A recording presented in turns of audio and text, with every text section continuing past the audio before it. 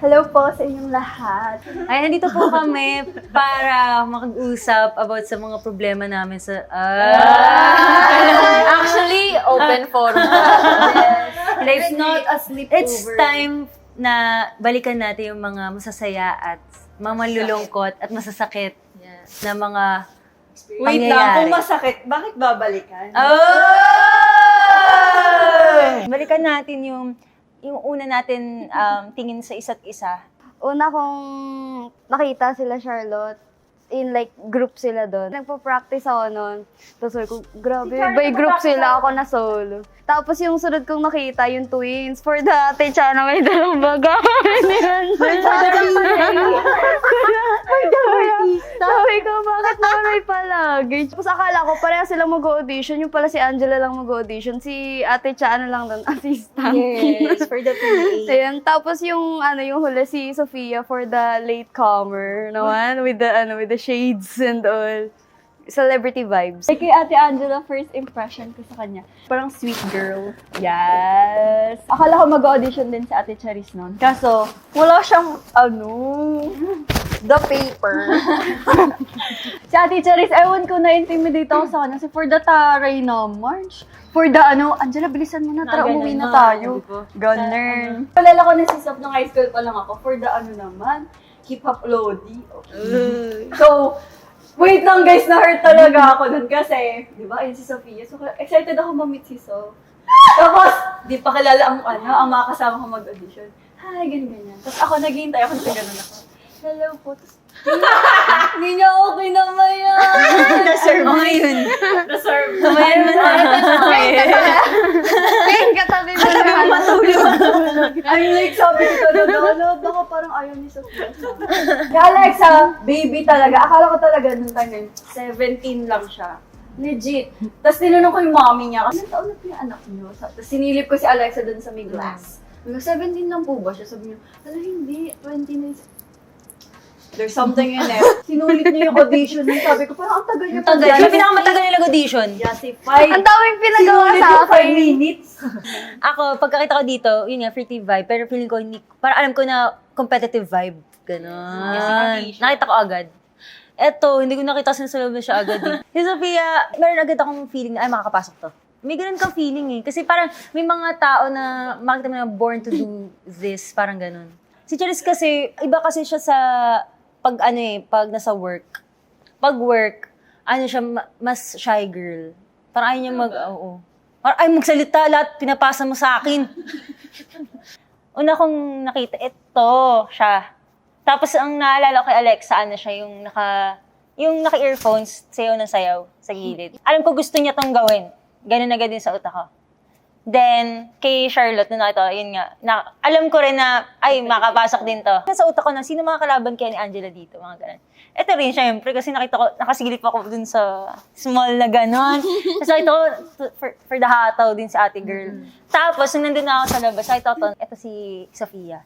Sabi ko, wag, yun din yung ko na parang makapasok din to. Yung ganong vibe. Tapos, nakakatakot, ganon. Si Angela naman, never ko talaga naisip na magiging leader siya. Uy, lagi akong president I mean, hindi yung parang leader, as in yung ganyang disiplinado. Parang ganon, hindi ko kasi naisip yon. Akin naman, unahin ko si Ate Cha. Nung una ko siya nakita, parang tulad nung kay Lot, actually, parang akala ko sobrang sungit ni Ate Cha or sobrang taray. Kasi parang nasa muka. Ayun. Tapos nung kay Ate Angela, magkatabi kasi kami noon, parang doon ko siya unang nakita. Kasi diba parang naka-isolate siya dun sa, sa gilid. So, nung first time ko, nung nakahilera na tayo, nakita ko si Ate Angela, parang, for the pretty vibe si ate. Kumukha niya si Liza Soberano nun. Sobrang artista ng vibe niya. Tapos si Alexa, parang, ayun, nung pagkadating ko kasi, diba siya ngayon nasa loob. Tapos nung pinapanood ko siya, parang, ang confident niya na parang, kahit anong paggawa mo, gagawin niya. Yeah. Yung ganun. Tapos last si Charlotte, hindi ko alam kasi hindi kita napansin. Joke. Hindi. Nung nakita ko si Lot nun, parang, sobrang mo kasi nun eh, ang daldal mo. Ang cute nung aura ni Lot nun, ang sweet. I-describe natin yung lahat na nangyari in one word. Sa lahat na nangyari, simula pre-debut. Unexpected.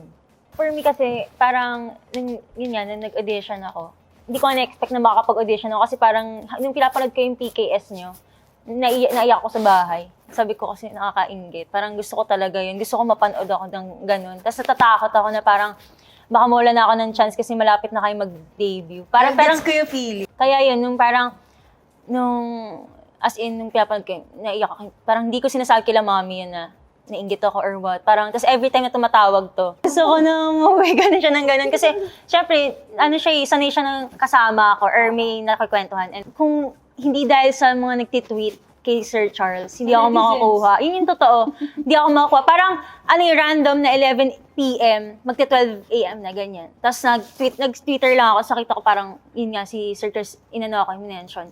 Nung pagkasabi niya, kahit takot ako, na audition kinabukasan. Ginrab ko na. Tapos nag-practice na ako ng ilang oras, 3 hours and all. Tapos pagpunta ko dun, andyan na sila, nakita ko na sila Charlotte, si Sofia. Tapos nag-audition ako, sinabi na agad sa akin ni Sir Charles na, wala ka siguraduhan na kukunin kita, pero magti-training ka. Isa lang sa inyo ni Angela. So parang napaisip ko na, kukunin ko pa ba to pwedeng mawalan siya, matagal na siya dito. Kasi tinawagan kita. Tinawagan, nag-usap kami ng gabi. Masisiyo to Charis, sabi ko, isa lang makuha sa atin. Ko Charis, to sumiyak ako nun sa kanya ko, pinaghirapan ko to. Na-witness ko. Sa studio pa yan. Sabi namin, nagte-training kami noon, gabing-gabi na. Naririnig ko siya. Tapos sabi ko, bakit nandiyan si Ate Angela? Tapos, di ba alam ko siya nagsabi sa atin na parang baka kausap niya yung kambal niya kasi nga pinapapunta na si Ate Charlie. Sabi ko kasi, pinaghirapan ko to, tapos pwede siyang mawala. Pero at the same time, gusto ko rin naman maabutan yung pangarap niya. Parang yun yung naisip ko na ayokong maging selfish. Kung isip ko lang kung para sa akin to, ibibigay yun talaga sa akin. Kung para kay Charis yun, para kay Charis yun. Pero sabi ko kay Angela na parang, ba't may iniisip na baka isa lang sa atin? Sabi ko, Mali mo tayong dalawa. gagawin natin yung lahat na para maging tayong dalawa talaga makuha. Kasi, pero kung hindi kaya talaga... Kaya ko naisip yun kasi, syempre, knowing sa loob kasi ng training, yun yung kasi hindi malalaman ng mga tao yung nangyayari sa loob. Parang, i-doubt mo na yung sarili mo na kahit na ikaw pa yung feeling mo, overconfident, galing-galing ko, ganun. Kahit si Sophia, world champion, or, di ba, pagdating mo doon, parang nanliliit ka talaga. Ika-question mo if talented ka pa talaga, or suited ka for this. Sabi ko nun, di ba, natanda mo sa may hagdanan tayo nun. Sabi ko, may reason yun bakit siya pinapapunta dito. Kaya gusto ko malaman kung ano yung reason ni God, ba't siya pinapunta dito. Tapos ngayon nalaman ko na, hindi lang siya para maabot namin dreams come together, para mas maging close kami at mas maging open kami sa isa kasi hindi kami ganun ka-open sa bahay. Kaya siya unexpected kasi ngayon yung mga never in my life naisip ko na magiging idol. Plus na matitest din yung mga ganung bagay sa amin ni Angela. Sobrang ikli lang nung training period natin na ang nasa utak lang natin nun, competition. Wala akong matandaan na memorable event na parang nagkatsikahan kami ng ganito, parang mas naging close kami. Kung bakit kami naging close ni ganito. Parang wala talaga kasi nung time na yun, competition talaga lahat.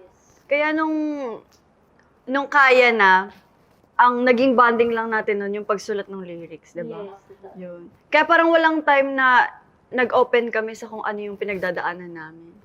And then dumating ang time na bug siyang all.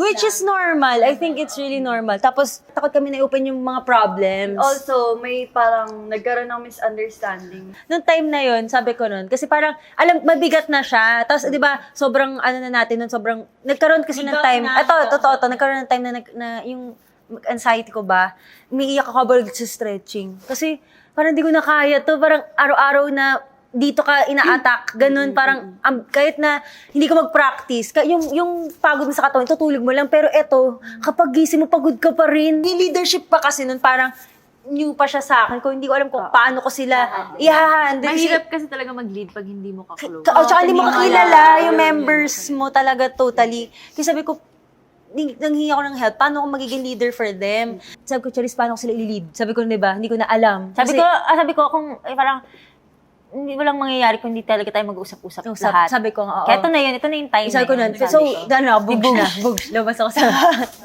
ano ba? Sabi ko, sino ba mag-leader? Si leader dito. Kung ibibigay ko na lang sa inyo. Point ko doon, na-hurt ako kasi ng time na yun. sabi ko, parang ano naman ako kay Lot, siguro na parang okay, parang ang bait, parang bait ko, kasi ganun lang linya, kung bait ko naman sa inyo. Ganun. Ako sabi ko, hindi walang mali sa personality mo. Tapos sabi ko, ang dami ko rin iniisip, pero sana bigyan niyo pa ako ng chance na ma-figure out ko paano ko kayo ililid. Sabi ko, wala nang time para mag-away-away tayo. Sabi ko ganun. I-work on na natin, kaya sabihin niyo sa akin, maging open kayo kung anong gusto niyo. Sabi ko, di ba nun? Tapos ako naman, for the suggestion. Oo, suggestion. Pero suggestion agad. Oo, suggest agad. Sabi ko, sabihin niyo sa akin, paano niyo ako gusto maging leader? Tapos i-figure ko, paano ko gagawin sa inyo. Tapos after nun, yakapan. Ate Angela, sorry. Iyak na iyak. Pinil ko lang lahat. Sabi ko, sige, bibigyan ko muna sa sarili ko. Iniyak na ako, ganyan, nanghingi akong tulong. Hindi lang naman kila Atso nanghingi ng tulong eh. Pati sa ibang tao, like kila Kuya Pablo. Nag-chat ako Kuya Pablo, paano ko gagawin, paano ko. Sabi nilang niya talaga, simula talaga ganyan. Mag-aaway-aaway kayo, may ganyan talagang mangyayari. Pero after nun, malalaman mo na kung paano ka magli-lead. Nung nangyari na yun, after nung day na nun, doon ko na nalaman, alam ko na kung paano ko sila i-lead. Ganun. Sabi, hindi lang siya one man. Nabibigyan mo sila ng responsibilities. Inaako ko kasi lahat. Parang, eto akin to lahat. Yung pala, willing naman na parang kagad sila, uy, bigyan mo naman kami ng tutulong kami. Yun, doon ko nalaman na ang leadership, teamwork siya. Alam niyo naman guys, ang dami natin pinagdaanan. And marami rin tayong nakilalang tao na naging special talaga sa atin. So, sino yung mga naaalala niyo? Sa akin, syempre, yung mga special talaga na tao na tumulong sa atin is yung mga naging mentor natin. Yung vocal coach natin, sila Sir Rodel, si Miss Kichi. Kasi sobrang hirap na hirap talaga ako. Di ko alam paano ako magsisimula kasi never ako nagkaroon ng vocal training and all. Chinaga talaga nila ako. Like, di ko alam kung paano gawin yung vocalization. Akala ko hindi ako nag-i-improve. Parang nagtanong na rin ako kasi umiiyak na ako nun sa call. Na sabi ko, baka inuutulang nila ako na So, yung mga coaches namin nun sa vocal, sila yung nagpaalala sa akin na nag-i-improve talaga ako. Hindi ko lang napapansin kasi mas nakikinig ako dun sa mga sinasabing negative sa akin. Yung sunod, syempre, yung sa dance and all. Kasi akala ko magaling na ako. Hindi pa pa. Knowing ang technique na hindi alam. Na-realize ko na hindi ako marunong yung dolphin dive. Ako rin hindi ako marunong. At hindi ko ina-expect na sa buong buhay ko na ako handstand. Never ko ginawa sa... May mga discovery ako dahil dun sa mga taong na-meet ko na yun. And syempre, yung si Sir Owen, sobrang na-appreciate ko yung naniwala siya sa akin nun. Kasi nung time na yun, parang nagda-doubt din ako sa sarili ko eh. Kasi may mga tao talaga na nagsasabi na hindi nila gusto yung rapping style ko. Bakit hindi mo baguhin? Nagkaroon pa na tayo, ito bibigyan ko kayo ng isa pa kayo. Nagkaroon ng times sa kanta ni Sir Owen, yung You Got This. May certain na mga tao lang na pinatry yun sa kanta. Sabi ko, paano ko? Sabi ko, ba't wala po si Alexa? Sabi ko, ganun, siya yung rapper namin siya. Siya yung main rapper material namin. Kasi kami naman ni Ate Cha, wala naman kaming ganun talaga na skill na magsulat ng rap lyrics and mag-rap. Yes. Nahirapan kami ni Ate Cha na parang, paano? Ang ginawa naming plano namin ni Ate Cha, sabi ko, hindi talaga mag-work to. Sabi ko, Alexa, sulat ka nga ng rap lyrics. So, eto, syempre, as a passionate girl, nakagawa agad siya. Hindi lang kinabukasan that day. Meron na siya. Wala akong idea about doon. Tapos parang may sabi sana, ayun nga, na sila lang yung kinuha. At syempre ako parang nasasaktan ako kasi lagi ako nagpa-practice. Like, hindi nila nakikita. Ang nakikita lang nila, yung practice ko na nasa studio. Hindi nila alam di yun natatapos. Doon like, pag uwi ko, nagpupuyat ako, nagsusulat ako lyrics. Tapos nung time na yun, yung lyrics na sinulat ko, yun yung gusto kong sabihin sa sarili ko. As in yung parang, kasi wala akong masabihan ng something. Kaya nung time na na-appreciate yun ni Sir Owen, parang nagkaroon ako ng something na kahit hindi ako makuha dito, may naka-acknowledge sa akin na tao na parang, kasi laging sinasabi sa akin na hindi ako enough. Ganun. Tapos knowing na may someone na naniwala sa akin, parang, syempre, Sir Owen yun eh. Kilala siya ng mga tao as someone na talented. Tapos, para mapansin niya ako, tapos sabi niya na, Sabi niya, wag mong papakinggan yung sinabi niya. Ikaw yung may best flow na narinig ko. Sobrang gusto ko talaga na makuha yung project na yun. Pero kasi, meron part sa akin na gusto kong patunayan na nakuha ko to dahil sa talent ko. Parang same lang din kay Alexa. Parang sobrang thankful talaga ako sa mga coaches natin kasi sa buong trainee natin, hanggang ngayon actually, parang sila pa rin talaga yung nakakausap natin. Ganyan. And nung times na kasi hindi talaga ako oh no! Hindi ako hindi ako nagsasabi ng anything. Tapos, nung trainee tayo, parang, like, alam ko syempre sa tingin ng mga tao, pag top 1 ka lagi, parang, dapat masaya ka sa buhay mo, ganyan. Pero, ang iniisip ko kasi talaga yung group na parang, na-pressure ako kasi parang, ito yung standard eh. Tapos parang, kung top 1 ako, tapos ganito lang ako, ano nangyayari sa kaya? Yung ganun, like, ayun yung lagi ko naiisip. Kaya, parang, na-pressure ako kasi hindi naman talaga ako singer eh. Kaya sobrang thankful ako kay Sir Rodel kasi, yung mga maliliit na bagay ba, parang, na-acknowledge lagi. Doon ko naramdaman na parang, okay lang pala magkamali. Kaya din hindi ako nakapaglabas ng emotion kasi, parang, ang hirap maging emotional sa ganitong industry. Ang laking pressure ng word na is. Every time parang kailangan may patunayan ako kasi ganun na kataas yung tingin ng tao sa akin. So anong gagawin ko para hindi ma-disappoint yung mga tao. And never talaga nag-matter sa akin yung rankings na yun. Ang inisip ko lang basta powerful ang kaya. Feeling natin, wala tayong nagagawang tama. Yun yung nafe-feel ko palagi sa akin. Kaya super thankful ako na, yun nga, ni Zaya talaga. And Yung Zaya, and family natin. And sa mga staff na niniwala sa atin. Alam mo yung pinaka hindi ko makakawatan na sinabi rin ng staff. Nag-stay kami kasi naniniwala kami sa inyo. To my dear Kaya girls, congratulations for a successful debut. Know that I'm always here for you. Keep working hard. Always stay humble. And most importantly, always believe in your talents. I love you. Bye. Congratulations, Kaya. It's your debut. 1 year ago, when we started our lessons on Zoom, despite internet interruptions, you were there week after week with the determination, discipline, and positive working attitude to learn, apply the McCloskey voice technique, and finally embody it in your performance. I'm very proud of you today, but I'm wishing you also all the success in this new journey you're going to start. Always remember the things that you learned in the past and bring it with you on your road to success. And remember, when you become rich and famous, don't forget Teacher Kitchi. Bye. I would like to begin by saying a quote from the film Playing for Time, where it says, "Music is the holiest activity of mankind." So girls, keep the fire, keep the passion, and keep the love for music and enjoy every moment of it. Alexa, the groove master. Charlotte, you can strut like a flamingo and move like a snake. Cha, my sweet angel. Sophia, you finally discovered that you have 2 lungs and a good pair of vocal cords.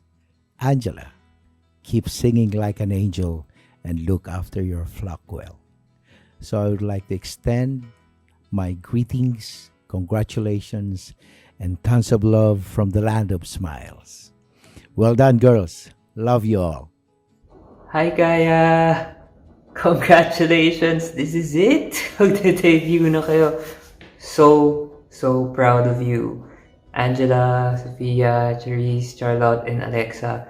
Such an honor to be part of your journey.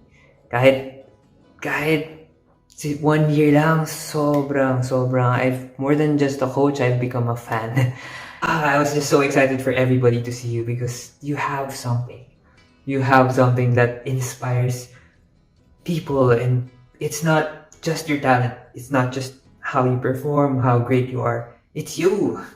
It's you, and that's what you're gonna carry all throughout this journey. Individually and as a group, you have the signature world, and I hope that don't lose that. That's what makes you Kaya, and I'm so happy that you're here. That everybody will now start to see who Kaya is. And I hope you know that I'm always here for you, and that no matter what success or failure you're gonna experience, it will never change your value to me.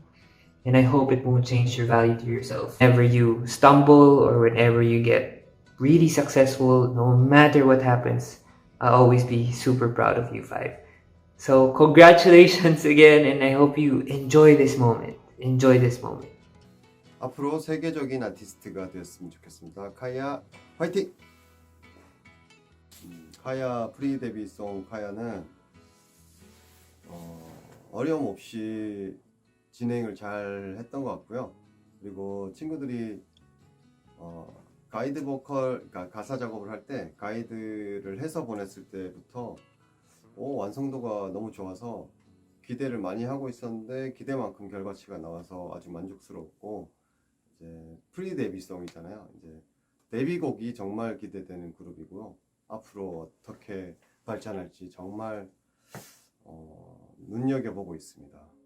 To Angela, salamat kasi naniwala ka sa sarili mo. Though daming nagda-doubt sa'yo simula una. Though alam mo, wala kang talent simula una. Pero mo talaga, winner ko on mo araw-araw. At inamin mo sa sarili mo na may mga weakness ka. Huwag kang magsawa na gawin yung passion mo. Kasi naniniwala ako na lalaki yung Kaya someday. Love yourself, love your members, and wag kakalimutan si God talaga sa buong mangyayari na in the future. Ang message ko for myself, syempre, pagpatuloy mo lang yung ginagawa mo, kahit anong sabihin ng mga tao, positive or negative man yan. And syempre, wag masyadong magpa-apekto. Be thankful sa lahat ng blessings mo. And syempre, stay humble. And wag kang magsawa sa ginagawa mo. Sobrang proud ako sa'yo. Gusto ko sabihin kay Cherkis na I'm proud of you. Kasi marami din talaga akong doubt sa sarili ko. Kasi to be honest, feeling ko sa Kaya, ako yung pinakamahina. Lagi ko sinasabi sa sarili ko na, ay, ano kaya ko i-offer, ganun. And then, proud ako sa'yo kasi kahit ganun yun nasa isip mo, talagang, pinush mo yung pangarap mo. Hanggat nandyan yung Kaya and yung Zaya. Maniwala ka sa sarili, mahal mo yung sarili mo. Sa akin, Alexa, lately kasi parang naubos yung confidence mo simula nung may mga nagda-doubt sa'yo ng mga tao. Pero I'm so proud of you kasi alam mo yung gusto mo and sobrang nag-push through ka sa kung anong gusto mo. Kahit na anong sinasabi nila. Gusto ko lang na matandaan mo na hindi ka mag-isa kasi parang nasanay kasi talaga ikaw na suluhin lahat and piliin na maging okay. Pero laging nandyan yung Kaya para sa'yo. Kaya wag mong isipin na nasa sa'yo lang yung lahat ng bigat. May mga taong handang makinig. And sobrang proud ako sa'yo. Kaya don't lose yourself. Just do what you want. To Charlotte, proud ako sa kung ano man yung meron ka ngayon. And wala, happy lang ako na. Uy! Wala yung dito. Happy lang ako na lumaban ka. Kahit ang daming nagda-doubt sa'yo. And masaya ako na nakaka-receive ka na ng love from other people. And don't forget na pasalamatan mo sila palagi. Appreciate mo sila palagi. And huwag mong piliting maging masaya kapag hindi ka talaga masaya. Like, okay lang maging malungkot. And huwag kang matakot ipakita sa tao na pwedeng maging mahina. Huwag mo rin kalimutang mag-pray kay God, makipag-usap kay God, maging thankful kay God. And also sa mga members, so huwag mong kalimutang mahalin sila palagi. Mag-thank you ka sa kanila kasi hindi mo maabot yung kung anong meron ka ngayon kung wala sila. And of course, lagi ka lang maniwala na kaya ng kaya. I love you guys. I love you guys. Ayan, syempre, gusto rin natin na mag-give back sa mga naniwala sa atin simula una pa lang. At itong kanta na to, talagang sobrang special sa atin. Bakit, Charlotte? Kasi nga, dito nagsimula ang lahat. Oo. From our journey, from rainy days to Kaya member. Ito ang Kaya by Kaya acoustic version. Guys, are you ready? Are you ready? Are you ready? Kaya will definitely make it!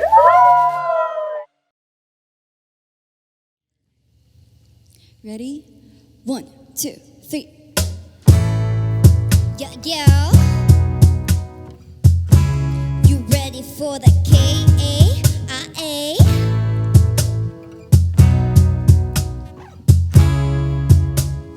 Kaya is here. Naaalala mo ba nung una kang makita? Kita. Lito at di alam ko paano magsisimula. My heart knows I want it, but my head keeps fighting it. Para sa akin ba, kakiyari ba? Di ba iwasan ng makamba? Hawakan mo ang aking kamay. Samahan mo ko sa pasambay. Balaki puno ng bakit. Ito ba'y mananatiling panaginip? Baby, about to watch me. Kaya ang bawat araw bagong simula. Basta kumapit ka, lahat makakaya. Yeah. Hindi magpapahila pababa. Magduda man sila. Fight for di ka nag-iisa. Kaya. Everybody put your hands up in the air. Believe and you will see. Kaya. Everybody put your hands up in the air. Be what you wanna be. Saan man magpunta, alam ko di ako mawawala. 'Cause I know where I wanna go. I don't care about the risk, you know.